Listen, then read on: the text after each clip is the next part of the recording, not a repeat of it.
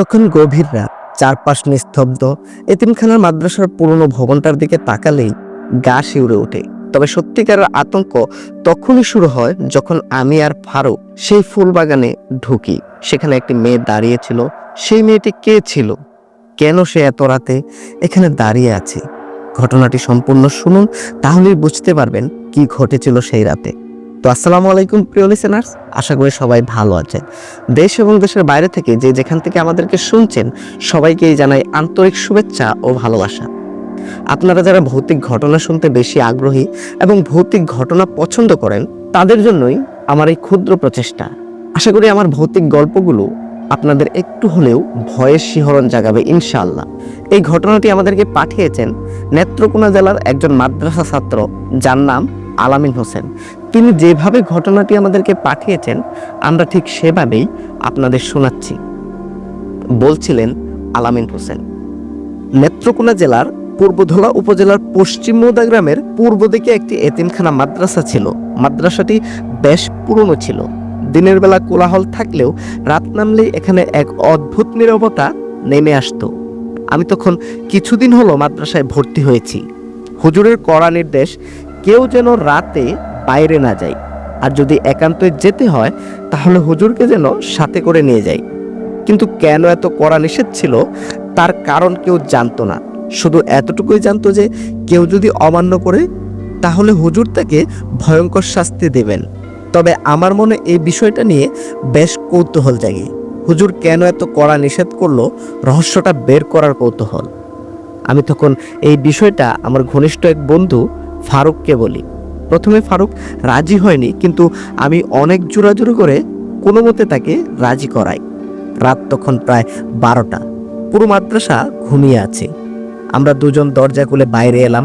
শীতল বাতাস গায়ে এসে লাগলো। চারপাশ নিস্তব্ধ, শুধু দূরে কোথাও একটা পেঁচা ডাকতেছে। বাগানের দিকে এগোতেই মিষ্টি ফুলের গন্ধ আমাদের নাকে এসে লাগলো। আশ্চর্যের বিষয়, গন্ধটা এতটাই তীব্র যে মনে হচ্ছে পুরো বাগান যেন সুবাসে ভাসছে। তারপর হঠাৎ আমরা দেখতে পেলাম একটা মেয়ে বাগানের মাঝে দাঁড়িয়ে আছে। সাদা জামা, লম্বা চুল আর মুখটা অপার্থিব সুন্দর।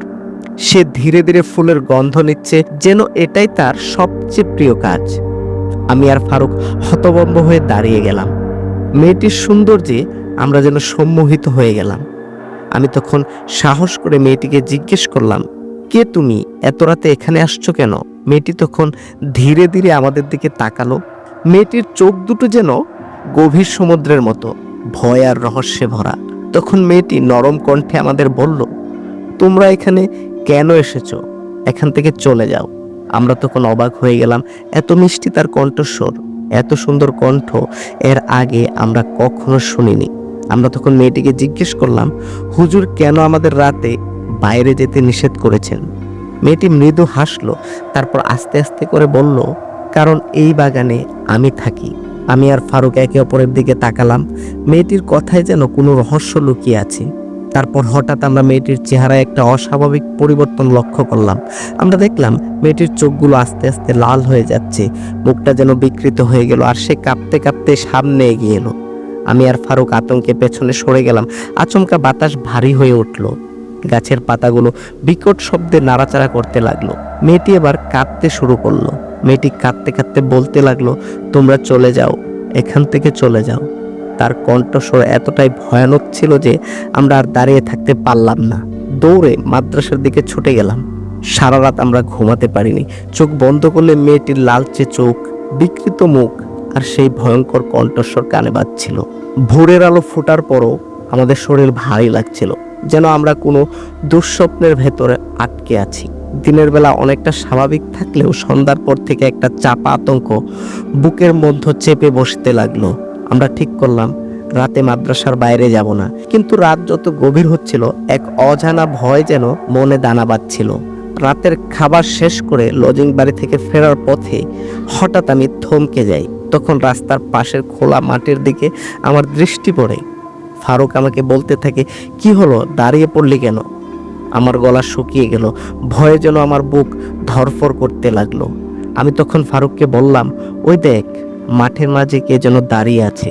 ফারুক অবাক হয়ে মাঠের দিকে তাকালো, কিন্তু সেখানে কেউ ছিল না। শুধু কুয়াশা ঢেকে আছে চারপাশ। ফারুক তখন আমাকে বলতে লাগলো, তুই কি বলছিস? কিছুই তো দেখছি না।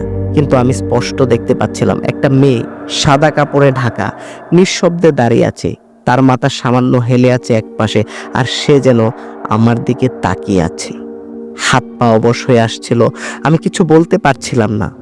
তখন ফারুক আমার হাত ধরে টানতে লাগলো আর বলল, চল মাদ্রাসায় ফিরে যাই। আমরা ছুটতে ছুটতে মাদ্রাসায় ফিরে এলাম, তবে আতঙ্ক তখনও পিছু ছাড়েনি। সেই রাতে আমার আর ঘুম আসছিল না। চোখে বারবার সেই মেয়েটির চেহারা ভেসে উঠছিল। চারপাশ নিস্তব্ধ, সবাই গভীর ঘুমে। এমন সময় হঠাৎ অনুভব করলাম একটা মিষ্টি সুগন্ধ বাতাসে ছড়িয়ে পড়েছে, একেবারে পরিচিত সেই ফুলের গন্ধ। আমার মনে হলো কেউ যেন আমাকে ডাকছে, একটা অদৃশ্য শক্তি যেন আমাকে নিয়ে চলে যাচ্ছে। আমি ধীরে ধীরে উঠে দাঁড়াই। পায়ের নিচে মেঝে ঠান্ডা লাগছিল, কিন্তু আমার শরীর যেন নিজে থেকে চলতে শুরু করলো। দরজা খুলে বাইরে এলাম, শীতল বাতাসে গায়ের লোম দাঁড়িয়ে গেল। আমি সামনে আগাতে লাগলাম। বাগানের কাছে এসে আমি দেখতে পেলাম সেই মেয়েটি দাঁড়িয়ে আছে, হাতে একগুচ্ছ ফুল নিয়ে গুনগুন করে গান গাইছে। তার কণ্ঠস্বরে একটা অপার্থিব সুর ছিল, যা শুনলে বুকের ভেতর কেমন যেন শূন্য শূন্য লাগছিল। আমি যেন এক মুহূর্তে সম্মোহিত হয়ে গেলাম এবং মেয়েটির দিকে এগিয়ে গেলাম। মেয়েটি এবার আমার দিকে তাকালো। তার মুখে এক ধরনের বিষাদ মাখা হাসি, চোখ দুটো গভীর অন্ধকারের মতো। তখন মেয়েটি বলছে, তুমি এখানে এসেছো কেন? মেয়েটির কণ্ঠস্বর যেন বাতাসের সঙ্গে মিশে গেল। আমি তখন কিছুই বলতে পারলাম না। আমি তখন চুপ করে রইলাম। তারপরেই তার চোখ দুটি লাল হয়ে উঠল, মুখের হাসিটা অদ্ভুতভাবে ফিকে হয়ে গেল।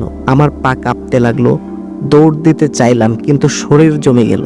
মেয়েটির ঠান্ডা হাত ধীরে ধীরে আমার কাঁধে রাখলো আর বলতে লাগলো, তুমি কি আমার সঙ্গী হবে, আমার সাথে থাকবে? ঠিক তখনই পেছন থেকে কেউ আমাকে টেনে ধরলো। আমি চমকে উঠে পিছে তাকালাম। ফারুক তখন আমাকে ধরে ঝাঁকালো, আর যখন আমি সামনে তাকালাম তখন সেখানে কেউ ছিল না, শুধু বাতাসে একটানা ফুলের সুগন্ধ ভাসছিল। সকালে হুজুরকে সবকিছু খুলে বলি। তখন হুজুর আমাদেরকে বলল, সে আসলে কারো ক্ষতি চায় না, শুধু সে রাতের বেলায় ফুল বাগানে আসে ফুলের গন্ধ নিতে। তাই আমি তোমাদেরকে কখনো বাইরে যেতে দেই না। তো এই ছিল আজকের ঘটনা। ঘটনাটি যদি ভালো লেগে থাকে তাহলে একটি লাইক করবেন, চ্যানেলটি সাবস্ক্রাইব করে পাশে থাকবেন, যেন এরকম সুন্দর সুন্দর ভালো ভালো ভিডিও আপনাদেরকে দিতে পারি। ধন্যবাদ সবাইকে। আসসালামু আলাইকুম।